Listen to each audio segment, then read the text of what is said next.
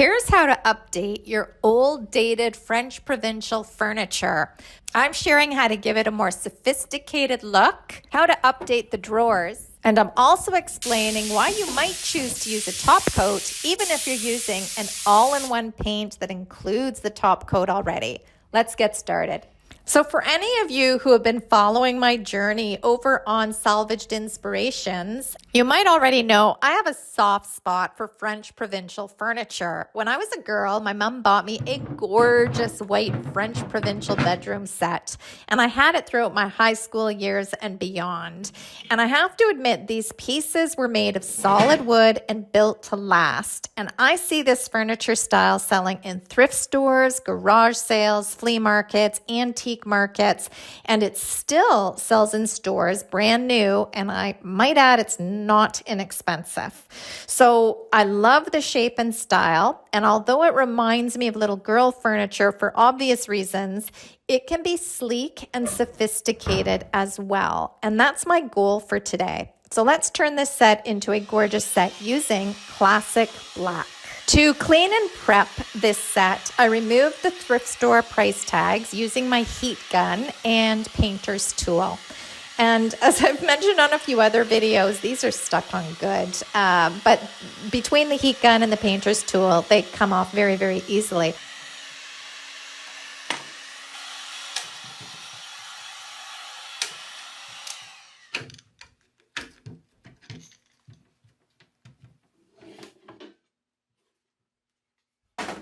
Then the hardware handles were removed and the drawers were taken out. This set got a really good cleaning with white lightning. I always like using my spray bottle to spray it down on the inside and the out, and then I give it a really good wipe down with an automotive sponge. After I see that the sponge is coming out perfectly clean, I'll respray it with a bottle of clean water and wipe off any residue.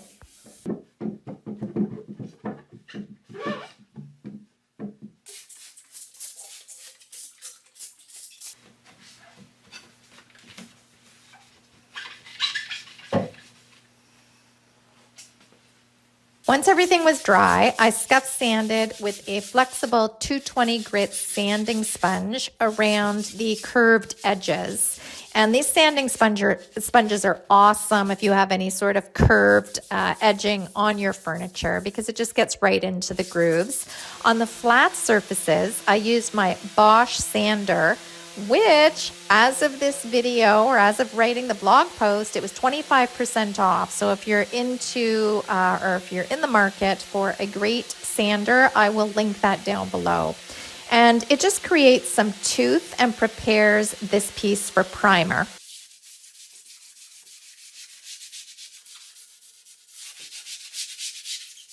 At this point, I didn't know what brand of paint I was using, which is often the case. I don't know. I always choose after the piece is totally prepped. So I added 1 coat of Bonding Boss primer before filling the scratches and imperfections.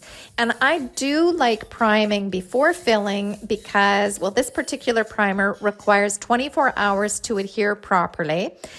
And then when I apply the primer, I see all the scratches and imperfections more clearly. This is a time saver for me. Rather than filling, then giving it coats of primer. This just works out very well for me. So you can do it either way. You can fill all your imperfections and then prime, or you can add a coat of primer and then fill all your imperfections with your wood fill. While I was waiting for everything to dry, I decided to clean the rust off these gliders, and they were very rusty. They were, everything they touched, they were just leaving, you know, a bunch of rust hanging on there. So I gave them a wet sanding with a 220 grit sanding sponge. I just went over to my sink, I wet the sanding sponge, and I started sanding as I normally would. And it works well, and I feel it's safer than dry sanding because there's less risk of inhaling all this rust dust, which was gross. So once the rust was removed, I dried it all off on a towel, and then I reattached it to the bottom of the drawer where it was supposed to be in the first place. And once they were all cleaned and reattached to the bottom, before I sell this piece, I might even give it a wax on the gliders. And this will prevent more rust from forming and keep the gliders working nice and smooth. After the wood fill was 100% dry, it was time to sand everything nice and smooth. And this wood filler, the Dixie Belle Mud, sands beautifully by hand. I really, really like using it for smaller little scratches because it's just so easy to hand sand. I also use my Bosch sander again for the larger, flatter surfaces. But if you don't have a sander, this is super easy to hand sand and you'll get a beautiful smooth finish.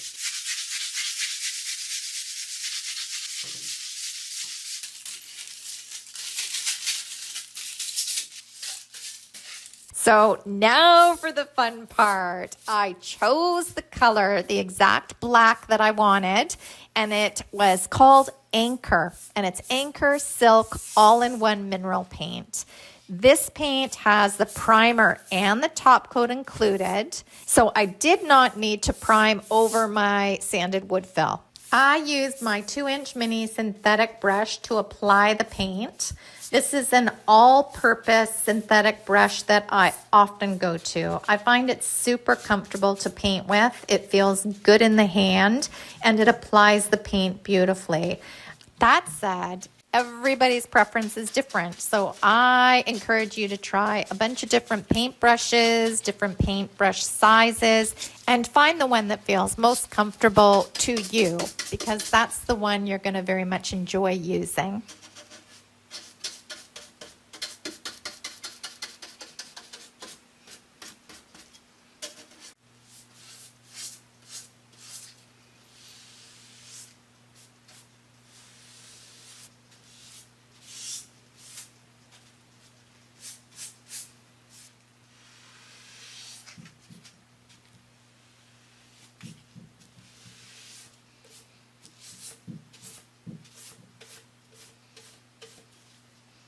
So the first coat I got on, and I just applied a nice even coat to it. But of course, with the white primer beating through, it looked pretty awful.